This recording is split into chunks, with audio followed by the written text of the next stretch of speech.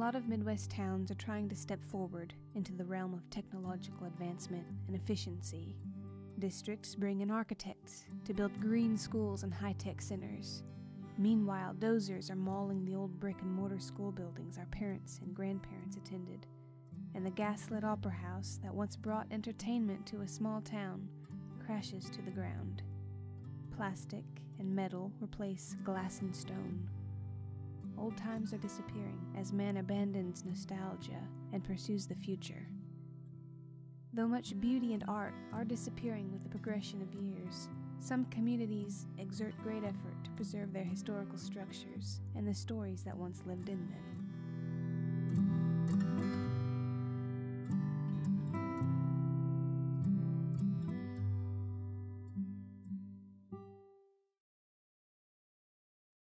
It all began in Ohio. William Pitzer Brown, the future head of Coffeyville's leading family, was born in Pomeroy in 1862. His future wife, Miss Nancy Kilgore, was raised in Port Washington, Ohio.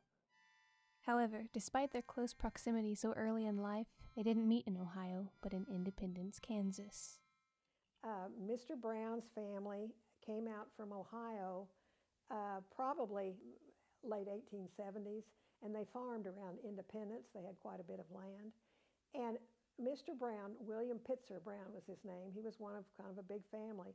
Apparently he and his dad did not get along, because what we heard from Violet later was that when he was about 14, why he just left home and started working other places on his own. And one of the places he worked was a lumber yard, maybe in Erie, somewhere a little bit outside of Independence. And then he grew to maturity, you know. And one year, Nancy Kilgore came to Independence to visit her sister Flora, who lived in Independence. He was in Independence when he met Nancy, and they met at a dance, and it was love at first sight for him. They became enamored of each other, and she went back to Ohio then, and he followed her back there and worked there for a year. And it's kind of one of those stories that you think that her father made him work for a year to see if he was worthwhile. I don't know, but anyway, he did work there a year, and then they were married in Port Washington, Ohio. After their marriage in 1884, Mr. and Mrs. Brown lived in Ohio for a short time, then moved to Independence, Kansas, where Mr. Brown started a lumber business. In 1885, the couple had their first child, Violet. Soon after, in 1890, they moved to the nearby city of Coffeyville, Kansas, to open another lumber yard. Mr. Brown soon became one of Coffeyville's most prominent businessmen.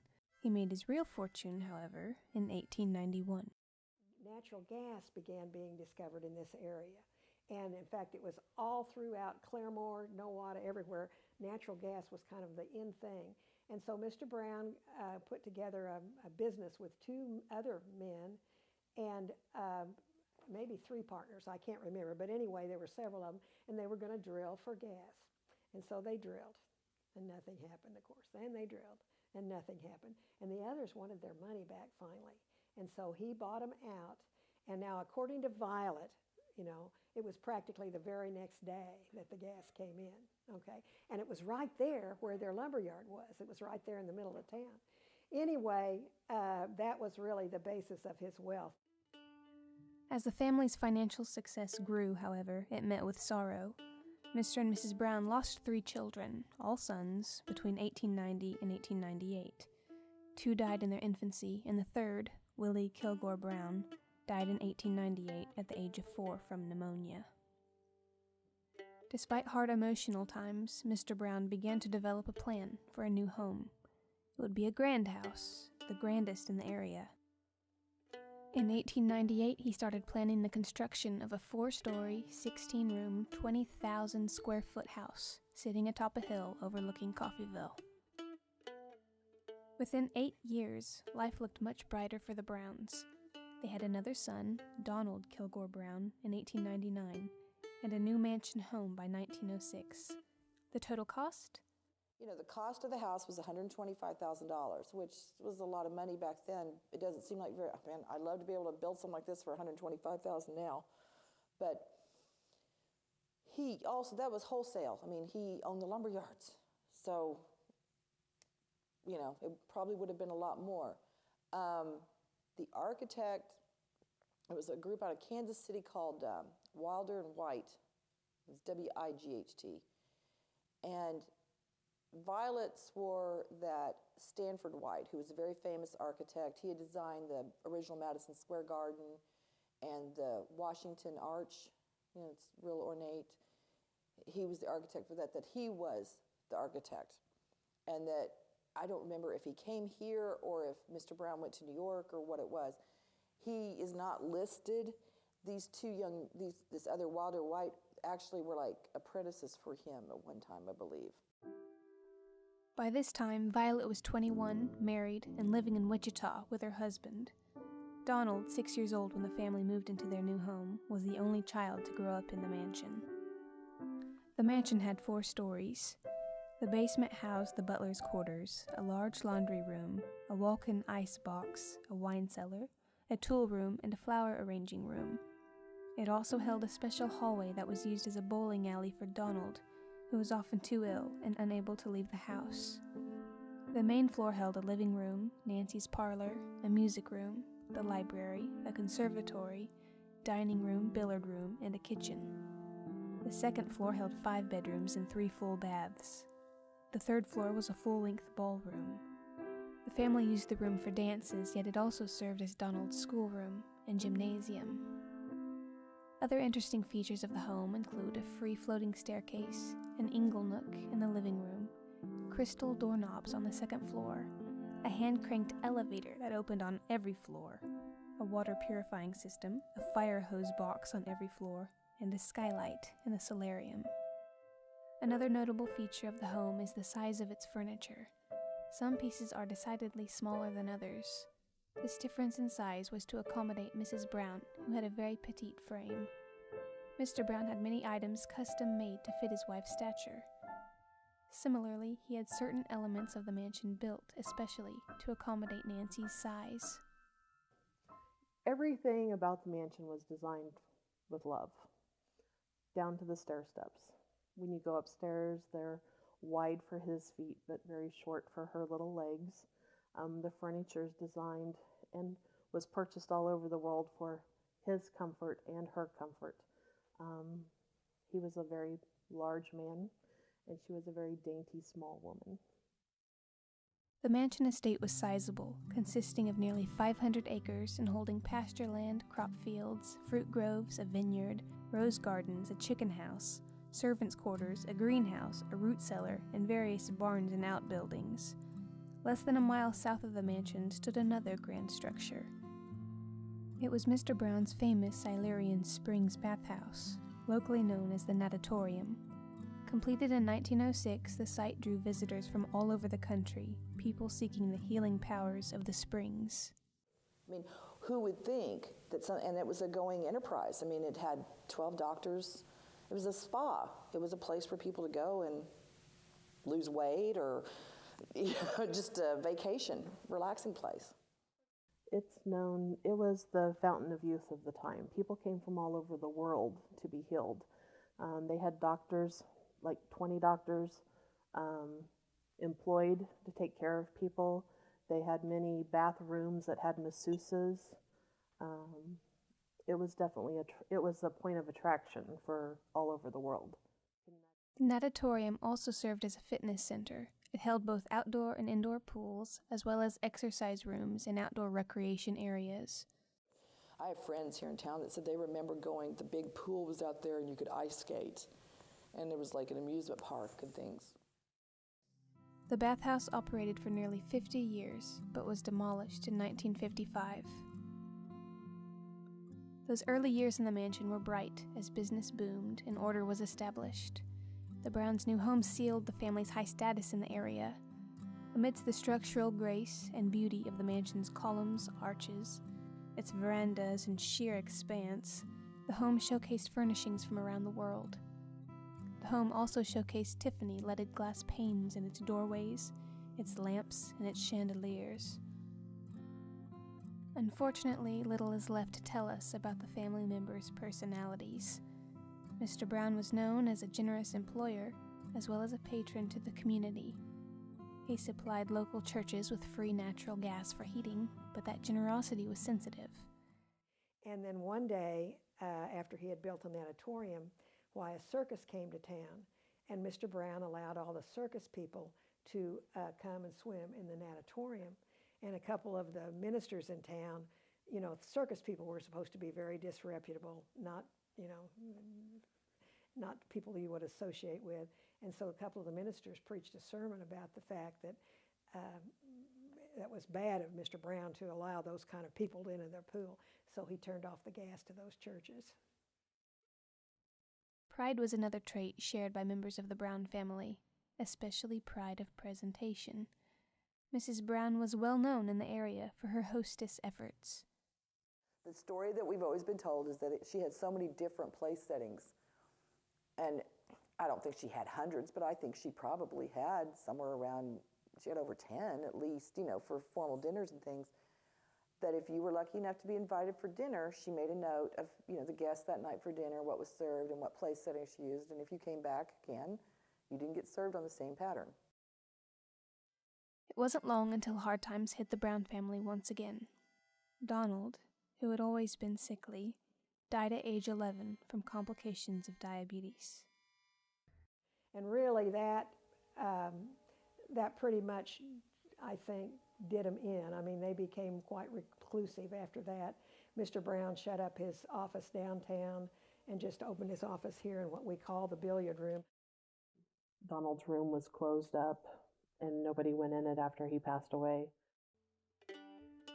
From this point onwards, the Brown mansion lost much of its liveliness. After losing loved ones and witnessing much family sorrow in her younger years, Violet Brown spent her life in pursuit of happiness. Born in 1885, she was already of age and married by the time the mansion was completed in 1906. She wed her first husband, Roland Murdoch, in 1904. Roland belonged to the family that owned the Wichita Eagle, a newspaper in western Kansas. Roland and Violet moved to Wichita, where he took the role of assistant business manager for the Murdoch family paper. This marriage lasted about 2 years, when the couple divorced in 1906. In 1914, Violet married a second time, this time to Gustave Jerome Kohler. She began to travel some more, and I believe that she met Kohler when she was on a tour. And I heard that from Mary Maud Reed, who was an older lady in town who had known Violet. But Mary Maud always felt, he just thought, well, here's a wealthy woman, you know, I'm going to grab hold of her. Anyway, they were married and had a very unhappy relationship. And my understanding is that Violet left him soon after they were married and came back home. Violet went back to school to pursue a college education. She earned a degree in library science from the University of Wisconsin and got a job as a librarian at the Carnegie Library in Ponca City, Oklahoma. The 1930s brought on new trials for the entire Brown family. The Great Depression depleted much of the family fortune, and illness took hold of Mr. Brown. Violet's father's health had been failing for some time due to stomach cancer. Yet when he took a turn for the worse in 1930, Violet returned to Coffeyville to help care for him. He died 4 years later, in 1934, at the age of 73. Nancy Brown, mistress of the Brown mansion for nearly 30 years, died just months later, some say from a broken heart. After her parents passed, Violet spent several years in Europe. Yet she returned to Kansas once again and took up residence in the mansion which had been left to her. She lived on in the mansion with only a companion, Mildred Schertz, to help her. Violet lived a very meager life here. She had piano recitals. My godmother actually is in one of the recital programs upstairs. She can remember that Violet sat in the chair and they would come down the stairs and bow to her, and they would play their piece, and they would bow to her and go back upstairs, and the next one would come down. So, I mean, it was still a magical mansion. I mean, you know, very prestigious, but not in the sense that it had been or what it was built for. During these later years, Violet lived quietly. and had few visitors. The mansion became a thing of history, an artifact that had long passed its glory days. When I was probably 7, maybe 6, the Midland Theater had a kind of a raffle, and if you bought a ticket and were there for the drawing, you got to receive a puppy that had been raised by Violet Brown Kohler. And so I was the lucky recipient of that Scotty puppy. And so I can remember coming out with my mother up this mysterious drive, because at that time you could not see the mansion from the road. It was complete, the yard was completely overgrown. You could see there were chimneys up there, but that's all you could see. So all the way up this drive, it was spooky, you know. But then we got up here, and here was this old lady that I hardly looked at, you know, because I was interested in all these puppies. But anyway, I picked out a puppy, and we had that puppy for a lot of years. Boogie Woogie, we named him. But anyway, that's the only time I, to my knowledge, ever really saw Violet. Through these years, Violet was forced to sell off some family belongings in order to help pay the bills. Eventually, Violet came to realize that she would not be able to maintain the mansion. He had a lot of money tied up in banks, and that probably was just gone. Investments that he made was just, it was over. So what he had was what he could lay his hands on physically. Because she was selling things the last few years. You see, the gas petered out eventually. And so when the gas petered out, a lot of her income petered out. And then, of course, the Depression hit, and so we don't know anything about stocks and bonds, but I would imagine that they had some, and they became not worth much money. I know that this land used to be 500 acres. It was a working farm. They raised sheep. They had a vineyard, you know, they had an orchard. And by the time the mansion was sold to the Historical Society, why, we have about 20 acres. So she sold off the land from bit to bit. Violet broke her hip in 1967. She was an invalid for the rest of her life. Mildred, a longtime friend, worked for Violet for 37 years. She passed in January of 1973, however, leaving Violet alone and unable to care for herself. Violet finally decided that she had to leave the mansion her father had built. After some deliberation, she sold the family home to the Coffeyville Historical Society in April of 1973. She did have one request, though. In the sales agreement, she stipulated that the Brown home was to be open to the public. Violet left the mansion and spent the last months of her life in a nursing home. She died in 1973 at the age of 88. Though the family was gone, the mansion survived. When the Coffeyville Historical Society took control of the home, the building's exterior was in great disrepair, the lawns overgrown. Now, she did her best to keep the interior of the mansion in decent shape, but the exterior was in terrible shape. I told you that the grounds were so grown up that you couldn't see it. Well, the walls were cracked, the roof was leaking, there were vines everywhere, the columns were crumbling. I mean, it was in terrible shape outside. So we just started out, and we had all kinds of functions. We had balls. They would serve luncheons out here. They had teas. They started selling the bricks that line the sidewalk. They just worked really hard. We have a group called Friends of the Mansion, and they're kind of a subsidiary of the Historical Society. They have their own little bylaws, but their goal and their purpose is to support us in fundraising efforts. From 1973 until the present, the Historical Society has dedicated its efforts to raising community awareness about the site's history and significance, and raising funds to maintain the mansion and its remaining grounds. In the end, it's about the story. The mansion is gorgeous and an important artifact to the Coffeyville area, yet the history itself is what makes the mansion meaningful. There was life there, life that outsiders could never know about. People saw the grandeur, the sparkle of the Brown family's life, yet they didn't see the heartbreak hidden behind the hand-painted walls, the marble fireplaces, and the crystal chandeliers. The Brown mansion holds a story that continues to captivate visitors over a century after the home's introductory paragraph.